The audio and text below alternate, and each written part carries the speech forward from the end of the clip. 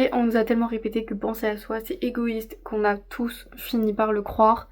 Et pourtant, il n'y a rien de plus faux que cette phrase-là. Penser à soi, c'est pas négliger les autres, c'est pas non plus être égoïste en fait, c'est juste arrêter de s'oublier et c'est juste penser à se faire passer en premier de temps en temps, parce qu'on a le droit de faire passer en premier sans culpabiliser, pas de façon égoïste mais de façon saine tout simplement.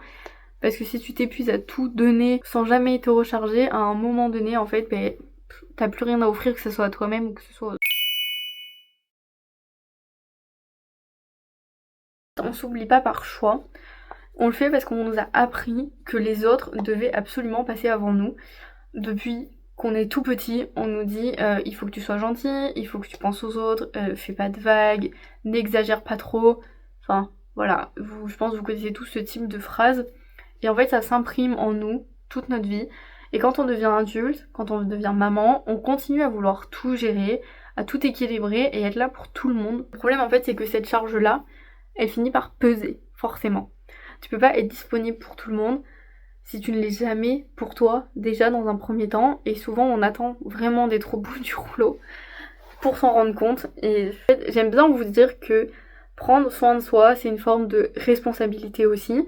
C'est pas un luxe, c'est pas un caprice, c'est une responsabilité. Si tu le fais pas, en fait, personne va le faire à ta place. Personne va prendre soin de toi à ta place et personne va te faire passer en premier. Enfin, je sais pas. Moi, je le vois comme ça. Vous avez qu'à me dire comment vous le voyez. Mais moi, je pense que si tu ne le fais pas toi-même, si tu commences pas par le faire toi-même, personne ne le fera à ta place.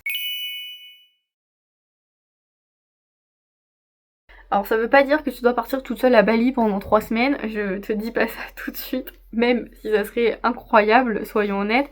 C'est beaucoup plus simple que ça, bien évidemment. C'est dire, écoute, aujourd'hui je vais écouter mon corps, non, je suis pas disponible pour tout le monde, tout le temps, tout simplement. J'ai besoin d'un moment à moi et j'ai le droit et c'est ok, en fait, genre, c'est bon. Je suis pas l'esclave du besoin des autres. Et parfois se faire passer en premier, c'est juste faire une vraie pause sans se sentir coupable. Se préparer un bon repas au lieu de manger les restes de ce qu'il y avait sur la table de la cuisine. Aller marcher seul. Dire non à un engagement qui ne te fait pas du bien. Ou même juste ne rien faire sans te juger, bien évidemment. C'est apprendre en fait à te donner la même intention que celle que tu donnes aux autres tout le temps. Et ça c'est pas de l'égoïsme, c'est de l'amour, c'est juste de l'amour de soi et de la maturité émotionnelle. La fameuse petite voix dans ta tête qui te dit tu devrais faire autre chose, tu n'as pas le temps pour toi, t'as vu le bazar que t'as laissé, t'en fais jamais assez. Cette voix en fait c'est souvent le reflet de nos conditionnements, mais elle dit pas la vérité. Elle dit juste ce qu'on t'a appris à croire en fait. Chaque fois que tu ressens cette culpabilité, demande-toi, est-ce que j'ai vraiment fait quelque chose de mal? Ou est-ce que je me juge pour avoir pris soin de moi pour une fois? Et souvent la réponse c'est juste je m'en veux de m'être choisie en premier. Et ça mérite de changer. Petit exercice que j'aime bien faire, c'est quand tu ressens cette culpabilité, note ce que tu t'apprêtes à faire pour toi. Exemple, tu veux prendre un bain, tu veux lire un livre, voilà, ce que tu veux. T'écris à côté pourquoi est-ce que c'est mal. Genre, pourquoi tu dis non, j'ai pas le temps de prendre un bain, non, j'ai pas le temps de lire un livre, pourquoi?